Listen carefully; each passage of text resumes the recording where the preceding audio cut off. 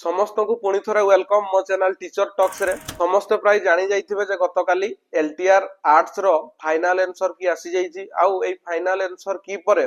LTR arts रो cut off केते जीवो आउ मोर मार्क केते रहिला एलटीआर फाइनल आंसर की परे सेही विषय रे हमें एई वीडियो रे कथा हवा तो वीडियो टिको शेष पर्यंत देखंतु आपनको पय निहाती हेल्पफुल हबो तो जदी जते बेले आंसर की जते एलटीआर रो आसीतिला सेतेबेले आमे समस्ते प्राय माने चाहूतिलु जे जेमती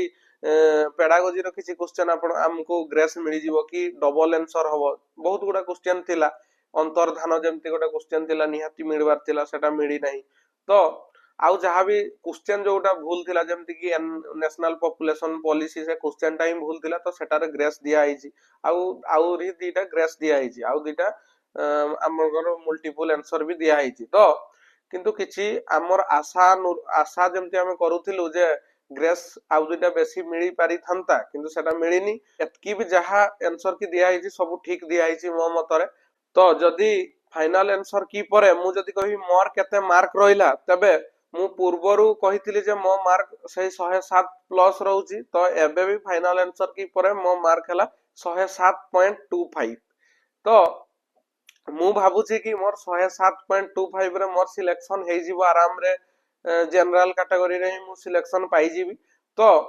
जदी मु कहबी जे जनरल कैटेगरी रो कट ऑफ केते जिवो तो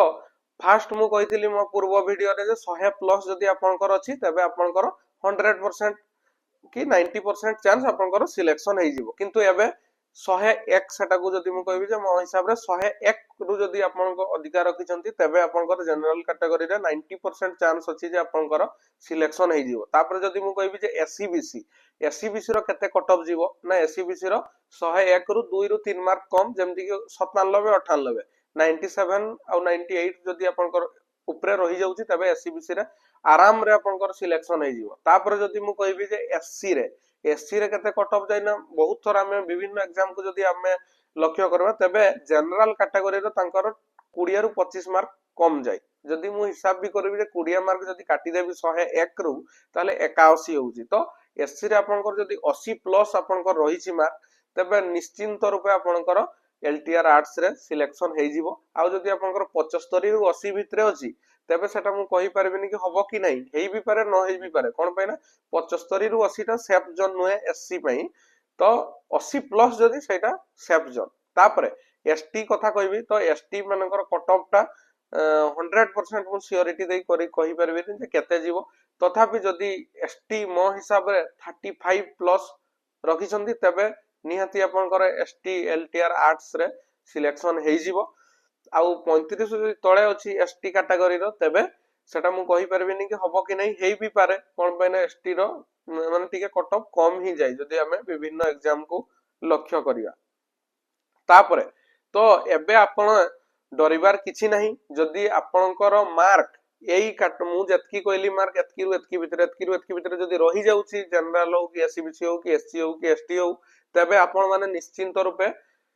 90% चांस अछि कि आपनकर सिलेक्शन हे जिवो आउ आपनकर जतले जॉइनिंग हे जिवो जनवरी फेब्रुआरी भितर धर जॉइनिंग भी हला सेतबे आपण माने जानिथिबे जे एबे अष्टम वेतन लागू होबा पई जाउछि 2026 मसियारु किंतु लागू हला परे ही आपण सैलरी जे हाइक मिली जिवो सेमति मिलबोनी सेटा मिलबो 18 मास परे जाइके हमकु एरियर आकार रे सेही पैसाटा मिलबो तो आपनकर जॉइनिंग हला परे आपनकर सैलरी अष्टम वेतन जदी लागू होबो तबे 60000 प्लस कि 70000 भी हेई पारे किंतु एबे जॉइनिंग हला परे आपनकर दरमा हबो सेही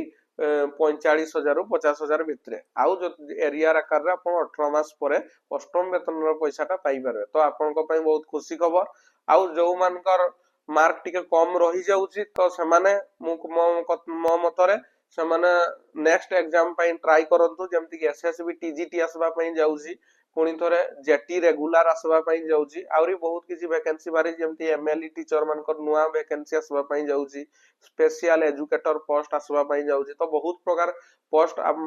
माने नेक्स्ट ईयर आसबा पई जाउची तो ए डिसेंबर मास तो हेई गलानी वर्ष शेष होबा को बसिलानी तो आपण माने पढंतु जारी रखंतु कि आगामी एग्जाम को जेमति हले भी क्लियर करे कोन पई ना आपण जदी परिश्रम न करबे किछि एग्जाम होबनी आपण को द्वारा आ